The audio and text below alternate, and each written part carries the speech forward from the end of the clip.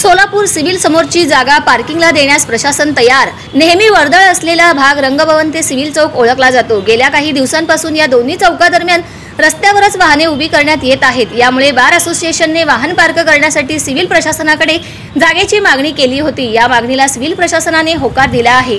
दैनिक वृत्तानंतर याबाबत हालचाली झाल्या। रंगभवन चौक परिसरात अनेक महत्त्वाची शासकीय कार्यालये आहेत। यामुळे मार्गावर दररोज वाहनांची वर्दळ पाहायला मिळते।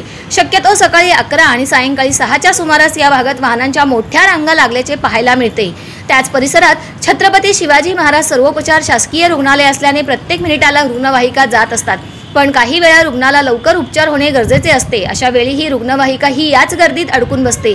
लवकर उपचार न मिळाल्याने रुग्णाला याचा फटका बसू शकतो। तसेच वारंवार या मार्गावर वाहनांची कोंडी होत असल्याने याचा फटका अनेक नागरिकांना बसत होता।